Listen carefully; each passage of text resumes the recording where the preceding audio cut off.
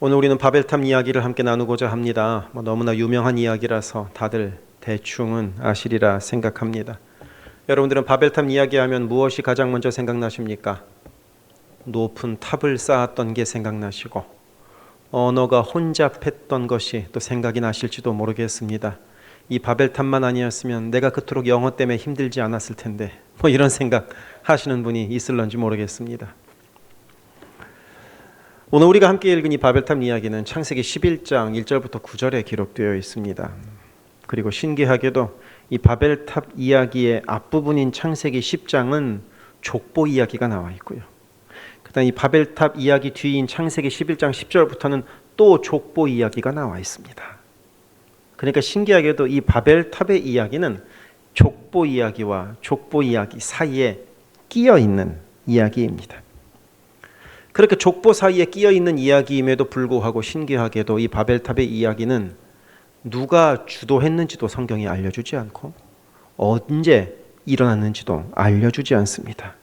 왜냐하면 누가 했는가가 중요한 것이 아니고 이 바벨탑의 이야기는 인간이 했다는 것이 중요하고 그리고 언제 이런 일이 일어났었는가가 중요한 것이 아니라 역사 속에서 벌어졌던 사건이라는 것이 중요하다는 의미입니다. 그러니까 주모자도 나오지 않았고 그러니까 언제인지도 기록되어 있지 않는 겁니다. 곧 바벨탑과 같은 사건은 누구든 저지를 수 있고 어디서든 벌어질 수 있다는 것이 이 말씀이 알려주는 이야기입니다. 인간의 역사 속에서 수많은 사람들이 자신들만의 바벨탑을 세워왔기 때문입니다. 그리고 무섭게도 오늘날의 우리도 혹시 바벨탑을 쌓고 있는 것은 아닌가 하고 생각해 보게 됩니다. 이 바벨탑의 이야기를 자세하게 한번 살펴보도록 하겠습니다. 이 바벨탑의 이야기는 언제 있었는가 하면 노아의 홍수 다음에 기록되어 있습니다. 노아의 홍수가 창세기 9장까지 기록되어 있거든요. 이 노아의 홍수 이후에 사람들은 세계 곳곳으로 흩어졌습니다. 왜 흩어졌느냐 하면 하나님께서 그렇게 하라고 말씀하셨기 때문입니다. 창세기 9장 1절에 이렇게 기록되어 있습니다. 하나님이 노아와 그 아들들에게 복을 주시며 그들에게 이르시되 생육하고 번성하여 땅에 충만하라. 땅에 충만하라는 얘기는 땅을 가득 채우란 이야기입니다. 곧 아이 많이 낳고 흩어져서 곳곳에서 넉넉한 사람들로 만들어가야 한다 하는 것이 땅에 충만하라는 명령입니다. 또 그 당시에 사람들은 농사를 짓는 사람들이 아니라 양과 염소를 치는 유목민들이었거든요. 그러다 보니까 흩어져서 여기저기 가가지고 자신들의 생활을 했을 것입니다. 그렇게 동쪽으로 또 서쪽으로 남쪽으로 북쪽으로 사람들이 흩어졌지만 그 중에서 동쪽으로 갔던 사람들이 있습니다. 동쪽으로 가다가 이들이 한 곳에서 넓은 들을 만납니다. 풀도 많고 물도 넉넉하고 게다가 짐승들도 많은 아주 살기 좋아 보이는 동네를 동쪽으로 가던 사람들이 만난 겁니다. 그 땅의 이름을 오늘 말씀은 시날 평지라고 알려줍니다. 오늘 말씀 2절은 이렇게 기록되어 있습니다. 이에 그들이 동방으로 옮기다가 시날 평지를 만나 거기 거류하며, 이 시날 평지가 어디냐면 티그리스 유프라테스 강 유역인 세계 4대 문명이 시작된 곳 중 하나입니다. 그러니까 살기에 좋은 곳이었다는 의미입니다.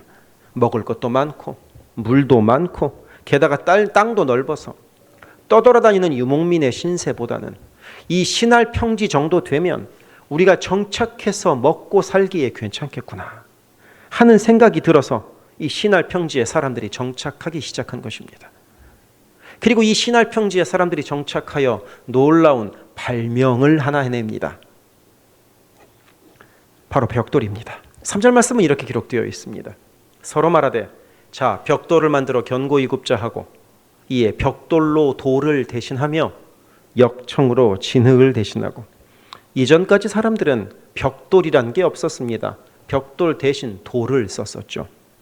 그리고 역청이란 것도 쓰지 않았고 진흙을 썼습니다. 그러니까 이전까지 사람들은 건물을 짓는다고 하면 돌을 쌓아서 그 겉을 진흙을 붙여서 이제 견고하게 하는 그 정도 수준이었던 겁니다. 하지만 그렇게 벽을 만들고 건물을 지으면 우리가 생각하기에도 너무나 쉽게 무너질 것 같습니다. 그냥 툭 치면 넘어갈 그런 벽일 것 같습니다. 그러니 이렇게 진흙과 돌을 가지고 만든 집은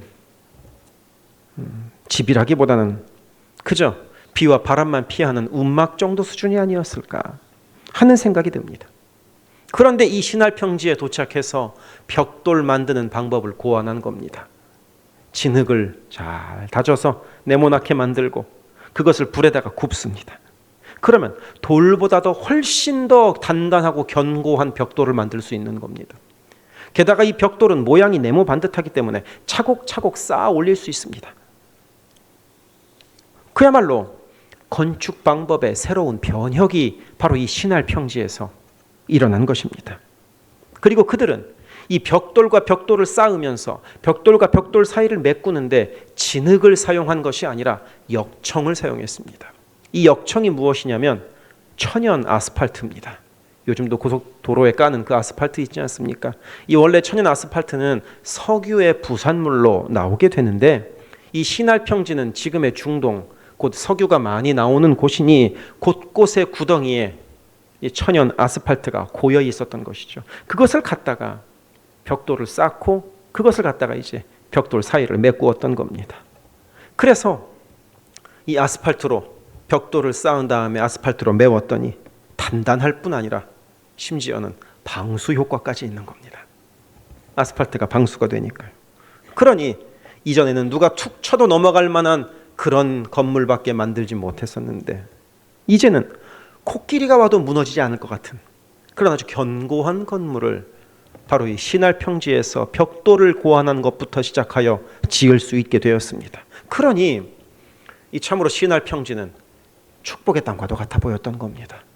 하나님이 약속하시는 약속의 땅과도 같아 보였던 겁니다. 먹을 것 풍성하죠. 집도 단단하게 지을 수 있으니 여기에서 모여서 잘 살면 좋을 것 같은 겁니다. 아주 강한 나라 만들 수 있을 것 같은 겁니다.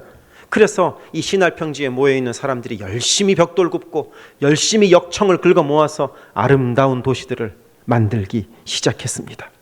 생육하고 번성하여 땅에 충만하라는 이 창세기 9장 1절의 하나님의 명령은 등한시해버리고 이 신할 평지에서 벽돌을 가지고 자신들만의 성읍을 만들기에 급했던 겁니다. 그중 누군가가 이렇게 이야기했겠죠. 4절입니다. 또 말하되 자 성읍과 탑을 건설하여 그 탑 꼭대기를 하늘에 닿게 하여 우리 이름을 내고 온 지면에 흩어짐을 면하자 하더니 이들은 이제 벽돌을 가지고 탑을 쌓자는 계획을 세우는데 이 계획을 아주 주도 면밀하게 세웁니다. 이 4절 말씀이 알려주는 사실은 이들에게 탑을 쌓는데 목표가 3가지였다는 것입니다. 첫째, 하늘까지 닿는 탑을 쌓자. 하늘까지 닿는 탑을 쌓자는 말은 무슨 말이냐면 쉽게 이야기하면 하나님께 닿자는 겁니다. 왜? 하늘에 하나님 계실 것 같지 않습니까? 우리도 그런 생각 종종 하지 않습니까? 이제 이 사람들이 벽돌을 가지고 높은 건물을 만들어서 그 높은 건물 위에 올라가 보니까 내가 꼭 신이 된 것 같거든요. 높은 건물 올라가서 보니까 나만 대단한 것 같거든요. 그러니 이제 하나님께 도전할 마음이 생긴 거죠. 하나님도 별거 아니다. 우리가 높이 쌓아 올라가기만 하면 하나님도 만날 수 있고 그러면 거기서 하나님과 협상도 할 수 있다. 아니다. 하나님보다 더 높이 우리가 벽돌을 쌓아 올리면 하나님보다 우리가 더 높아질 수 있다. 이런 생각들을 한 것입니다. 이들이 탑을 쌓는 두 번째 목적은 우리 이름을 내자입니다. 높은 탑을 쌓으면 많은 사람들이 그 탑을 보지 않겠습니까? 그러면 많은 사람들이 그 탑을 보면서 아, 저 탑 누가 만들었어? 이야기하지 않겠습니까? 그러면 사람들이 탑을 쌓은 우리를 존경하지 않겠습니까? 그러면 사람들 위에 군림하고 사람들 위에 지배할 수 있게 되는 겁니다. 그러면 온 세상 사람들이 눈에 보이지 않는 하나님보다 눈에 보이는 탑과도 같은 우리들을 더 존경하게 될 것이다. 이런 생각을 해서 우리 이름을 내자고 두 번째 목적을 정한 것입니다. 세 번째 목적은 흩어짐을 면하자입니다. 높은 탑을 쌓고 견고한 도시를 만들면 흩어질 필요 없습니다. 괜히 흩어져서 맹수의 위협에 벌벌 떨 필요도 없고 무엇을 먹어야 될까 걱정할 필요도 없습니다. 함께 모여서 고도로 발달된 문명을 만들고 거기에서 똘똘 뭉쳐 살게 되면 전 세계에서 가장 뛰어난 민족 될 수 있는 겁니다. 하나님보다 훌륭한 사람이 될 수 있는 겁니다. 그러니까 이 세 가지 목적을 가지고 이들은 탑을 쌓기 시작한 겁니다. 하지만 이들이 신할 평지에 오기 이전까지 이들은 성육하고 생육하고 번성하여 땅에 충만하라는 하나님의 명령을 따라 살아왔던 사람들입니다. 그런데 신할 평지 좋은 땅에서 벽돌과 역청을 사용하는 좋은 기술을 갖게 되자 하나님의 명령에 정반대로 행동하기 시작합니다. 흩어지면 힘들거든요. 고생길이지 않습니까? 흩어지면 내 눈에 보이는 것보다 내 눈에 보이지 않는 하나님을 더 의지해야 되지 않습니까? 우리도 각자가 처음 미국 왔을 때 얼마나 고생했습니까? 의지할 데가 없었으니까요. 하지만 모여서 흩어지지 않으면 서로 의지하면 하나님보다 내 눈앞에 있는 것을 더 잘 의지하면 잘 살 수 있을 것 같았거든요. 그러니까 바벨탑을 쌓은 겁니다. 그리고 그런 목적을 가지고 바벨탑을 쌓았으니 이들이 얼마나 열심히 얼마나 성실하게 탑을 쌓았겠습니까? 조금이라도 실수가 보이면 터물고 다시 짓고 선이 흐트러질까 아니면 부서진 벽돌은 없는가 꼼꼼히 챙겨가며 정말 열심히 탑을 쌓았을 겁니다. 그런데 안타깝게도 이들이 처음 탑을 쌓을 때 가졌었던 세 가지 목적 중 어느 하나도 이룰 수가 없었습니다. 그들은 하늘에 닿는 탑을 쌓을 수 없었습니다. 하늘은 탑을 쌓아 닿는 곳이 아니기 때문입니다. 그들은 이름 하나도 드러낼 수가 없었습니다. 오늘 말씀에서는 사람 이름 한 명 나타나지 않기 때문입니다. 그리고 그들은 흩어지지 않을 수 없게 되었습니다. 오늘 말씀 속에서 이들은 뿔뿔이 전 세계 곳곳으로 흩어지게 되었기 때문입니다. 그러면 이들은 왜 자신들이 세운 목표를 하나로 이룰 수 없었을까요? 그들의 목표가 잘못되었기 때문입니다. 목표가 하나님의 뜻과 정반대되는 목표를 그들이 갖고 있었기 때문입니다. 그들에게 벽돌과 역청이라는 좋은 선물은 주어졌지만 그 선물을 어떻게 사용하는 것이 바르게 사용하는 것인지 그들은 생각하지 않고 자신들만을 위해 사용하려 했기 때문입니다. 오늘도 우리는 혹시 매 순간 나만의 바벨탑을 쌓고 있는 것은 아닌가 하고 생각해 봅니다. 내 노력으로 내가 탑을 쌓아 하나님보다 높아지려 하진 않습니까? 하나님의 이름이 드러나야 하는 곳에 내 이름을 드러나려 하는 것은 혹시 아닙니까? 주님은 조용히 섬기라 말씀하시는데 다른 사람의 이름이 내 이름보다 앞서 나가면 그런 것 가지고도 혹시 서운한 것은 아닙니까? 우리는 혹시 흩어지기를 싫어하는 것은 아닙니까? 더 높은 성을 쌓으려 하진 않습니까? 내 것, 내 집, 내 친구, 내 가족, 내 인간관계, 내 재물 그런 것만 쌓으려고 하고 있지는 혹시 않습니까? 그렇게 우리는 실은 우리의 삶을 생각해 보면 나만의 성을 쌓는 것을 실은 참 좋아합니다. 그래서 이런 모습들이 혹시 오늘날을 살아가고 있는 우리들이 이 땅에서 바벨탑을 쌓고 있는 것은 아닌가 하고 생각해 봅니다.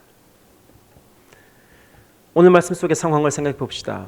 이들은 신할 평지에서 벽돌과 역청을 발견하고 발명한 이후로 그 벽돌로 실은 여러 가지 일을 할 수 있었을 것입니다.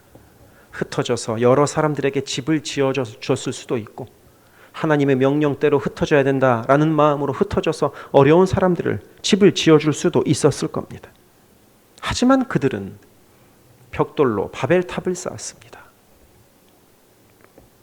우리에게도 우리만의 벽돌이 있습니다.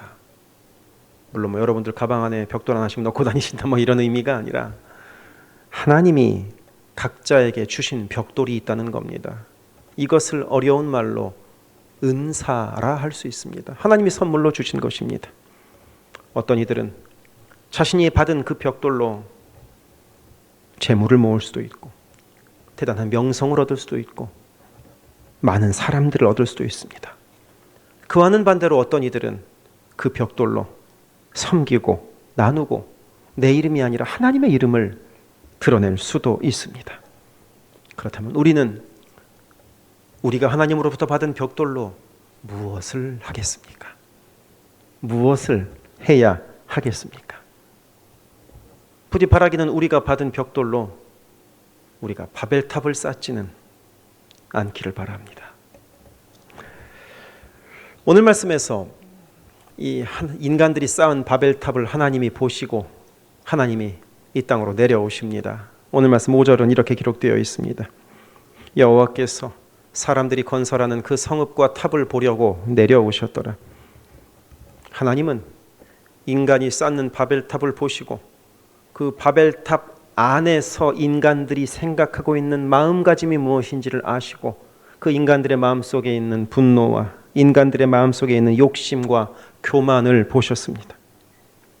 그런데 재미있는 것은 그렇다고 하여 하나님이 너희들은 왜 이 모양으로 살고 있느냐 하고 비난하거나 벌 주시지 않으신다는 사실입니다. 하나님은 결코 바벨탑 무너뜨리지 않으셨습니다. 하나님은 결코 사람 한 명 죽이지 않으셨습니다. 대신 다른 대안을 하나님은 제시해 주십니다. 인간의 잘못에 하나님은 가슴 아파하시고 새로운 대안을 주시는 것입니다. 바벨탑을 지은 인간일지라도 하나님은 사랑하시기 때문입니다. 우리의 인생의 잘못에도 하나님은 가슴 아파하십니다.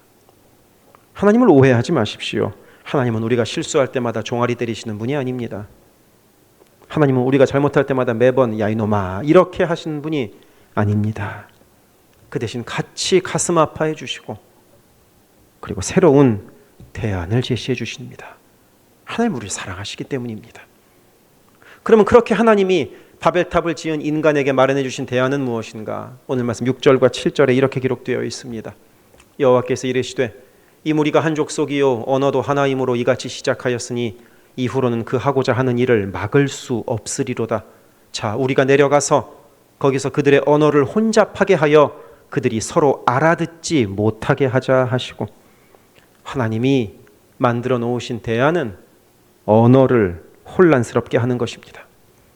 하나님은 벽돌 하나 무너뜨리지 않으셨고 사람 하나 죽이지 않으셨는데 이제 바벨탑은 더 이상 쌓아 올려지지 못했습니다. 거기까지였습니다. 사람들은 황당했을 겁니다. 아니 잘 되고 있는데, 아니 우리 벽돌 잘 쌓고 있었는데 이제 얼마 남지 않았는데 조금만 있으면 구름 위로 올라가고 조금 더 올라가면 하나님과 닿을 수 있을 것 같은데 갑자기 말이 통하지 않아서 흩어지게 된 겁니다. 어제까지는 대화도 잘 됐었는데 오늘부터 갑자기 대화가 안 되기 시작하는 겁니다. 그리고 각자의 말하는 언어별로 이제 뿔뿔이 흩어질 수밖에 없게 되었습니다. 바로 이 장면에서 우리가 한 걸음 멈추어서 한번 생각을 해봅시다. 이들이 바로 이 전날까지 말이 통하던 때에 이들이 하던 이야기는 바벨탑 잘 짓자는 이야기였습니다. 하나님 반대하자는 이야기를 신나게 이야기했던 겁니다. 탑 잘 쌓자. 그래서 하나님처럼 되자. 이런 이야기를 말이 통하는 사람들 모두가 함께 했던 겁니다. 그리고 바로 하나님이 언어를 혼잡스럽게 하시자 그들은 더 이상 그런 이야기를 하지 못하게 되었습니다. 죄 짓는 이야기를 더 이상 못하게 된 겁니다. 하나님보다 높아지려는 교만한 이야기를 이제 더 이상 못하게 된 겁니다. 그러니 언어가 혼잡스럽게 된 것이 저주입니까? 복입니까? 답하기가 주저스러우시죠? 언어가 혼잡스러운 게 도리어 복이 된 겁니다. 하나님을 배반하려 하고 하나님보다 높아지려 하고 하나님보다 더 커지려고 하는 대화는 안 하는 게 도리어 복이기 때문입니다. 그래서 생각해 봅시다. 우리는 하나님이 주신 입술로, 하나님이 주신 언어로 우리는 무슨 대화를 하고 있습니까? 무슨 말을 하고 있습니까? 우리의 대화가 나만의 성을 쌓고 있는 대화는 아닙니까? 우리의 말이 내 욕심을 채우는 말뿐인 것은 혹시 아닙니까? 하나님이 기뻐하시는 말보다는 혹시 내가 좋아하는 말만 하고 있는 것은 아닙니까? 오늘 바벨탑 사건에서 하나님이 우리에게 알려주시는 것은 그런 대화는 안 하는 게 복되다는 사실입니다. 또 한편으로 하나님의 관점에서 이 상황을 조금 더 생각을 해보자면 언어를 이렇게 혼잡하게 된 것은 도리어 하나님의 계획을 성취하는 방법이 되었습니다. 언어의 혼잡으로 사람들은 흩어져 살게 되었고, 이렇게 흩어져 살게 되었다는 것은 곧 창세기 9장 1절에서 하나님이 말씀하셨던 생육하고 번성하여 땅에 충만하라는 하나님의 뜻을 이루는 방법이 되었기 때문입니다. 그래서 서로 대화를 하지 못하게 된 것, 전날까지 친구로 살다가 흩어지게 된 것이 저주가 아니라 도리어 하나님의 뜻을 이루는 복된 일이 된 것임을 우리는 오늘 말씀에서 확인할 수 있습니다. 오늘 본문에 나오는 이 사람들은 아마도 흩어지면서 서로를 원망했을 겁니다. 네가 내 말을 안 들어줘서 이랬을 것이다. 아니다, 네가 잘못해서 그런 것이다. 서로 원망하면서 흩어졌을 겁니다. 사람은 누구든 무언가 일이 잘못되기 시작하면 누군가를 원망하는 그런 존재이니까 말입니다. 그리고 이들이 흩어져서 생각했을 겁니다. 우리가 왜 이렇게 되었나? 하나님이 이렇게 하신 거 아닌가? 아니, 하나님이 어떻게 우리의 길을 막을 수가 있는가? 하고 하나님을 원망했을 수도 있습니다. 하지만 나중에 시간이 흘러서 깨닫게 되었죠. 그 당시에 바벨탑을 더 이상 못 짓도록 막으신 것이 이게 도리어 하나님의 은혜구나. 말이 통하지 않게 된 것이 도리어 하나님의 은혜구나 하고 이들은 나중에 깨달았을 것입니다. 바벨이라는 말의 의미는 혼잡하다, 혼란스럽다라는 뜻입니다. 그래서 어떻게 보면 바벨은 저주인 것 같지만 아닙니다. 도리어 은혜입니다. 바벨 덕에 혼잡스럽게 된 덕분에 더 이상 바벨탑을 쌓지 못하게 되었고, 혼잡스럽게 된 덕분에 흩어져서 생육하고 번성하여 땅에 충만하라는 하나님의 뜻을 이룰 수 있게 되었기 때문입니다. 그래서 이 바벨, 혼잡스럽게 된 덕분에 사람의 방법이 아니라 하나님의 방법이 승리한다는 것을 깨닫게 되었던 겁니다.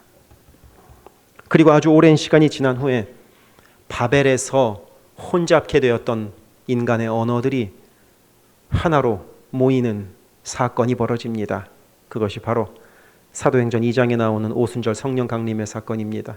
사도행전 2장 4절은 이렇게 기록되어 있습니다. 그들이 다 성령의 충만함을 받고 성령이 말하게 하심을 따라 다른 언어들로 말하기를 시작하니라. 이 말씀에서 다른 언어들로 말하기를 시작했다는 것은 다른 언어를 말했지만 서로 의사가 통했다는 뜻입니다. 다른 언어를 말했지만 서로 이해가 되기 시작했다는 것입니다. 인간의 방법으로 바벨에서 흩어졌던 언어가 성령의 임재로 하여 통하게 되었다는 의미입니다. 인간의 방법으로 인간의 이름을 높이려 했던 바벨탑의 사람들은 한 명도 그 이름이 남겨지지 않았지만 하나님의 방법으로 하나님의 일을 하기 위하여 기도하기 위하여 모였던 사도행전 2장의 마가의 다락방에 모였던 120명의 사람들은 지금도 최초의 교회로 기억되고 있습니다. 세상의 방법은 세상에서 우리를 승리하도록 만듭니다. 하지만 하나님의 방법은 천국에서 우리를 승리하도록 만듭니다. 그렇다면 사랑하는 성도 여러분, 우리가 어떤 방법으로 행동해야 하겠습니까? 우리에게 주신 벽돌 한 장 한 장을 무엇을 위해 사용하겠습니까? 하나님의 영광을 위하여, 하나님의 뜻을 이루기 위하여 우리가 사용할 수 있기를 바랍니다.